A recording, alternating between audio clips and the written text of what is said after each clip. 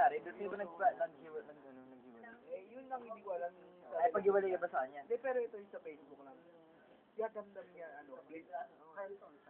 dinadamdam niya, blinak siya. Ang, maski ako yung feeling ko, boyfriend niya talaga yung block sa'yo, di ba? Message nga sa'yo, di ba? Message nga sa'yo, di ba? Ano message sa'yo? Ano ba sinabi? Ang sabi sa'yo ni Morn? Ano sabi? Hindi. Isa lang. Ito, Ano ba sabi? account ni Morn gamit. Wag na parang wag na daw guluhin na to. Sabi nito okay, hintayin ko maghiwalay kayo. Yun yung reply niya sa boyfriend, doon sa account ni Morn, pero boyfriend ni Morn ang may gamit nun. Ba't ba sila naghiwalay?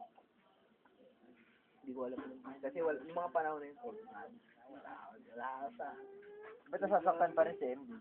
Saka kasi kumbaga ako, si Troy mahal ko hanggang ngayon. Parang ganun. Si Morn pa rin yung mahal ko. Okay. Ba't mo, mahal ko yung Troy, kaya mahal ko rin yun. Pero mahal ko rin yun. Kamo ka eh. Wala tayo mag-aala. Local like. Nagkamali ka. Nagkakamali ka. Mahal ko rin Si Aisha na mahal mo. Pag! Pwede naman gawin yun. Sino ba nagtanggi? Pag! Ito, pagi! Ando sa kanila. Hindi, nung nakaraan nga, dumaan na rin sa amin, tumambay. Sabi nga magpapainom ng Sunday, balik kahapon. Hindi naman natuloy. Sabi na, naging marami nga.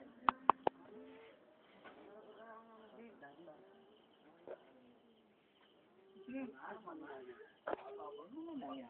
Eh, ako nag-open na ako. Ano ba yung tsura pag na-block?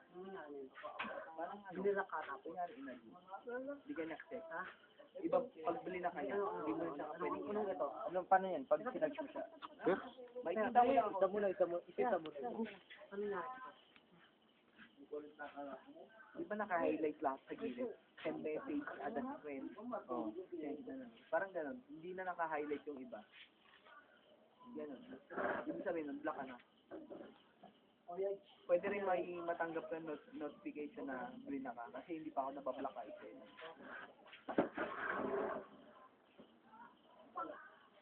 Ano yan?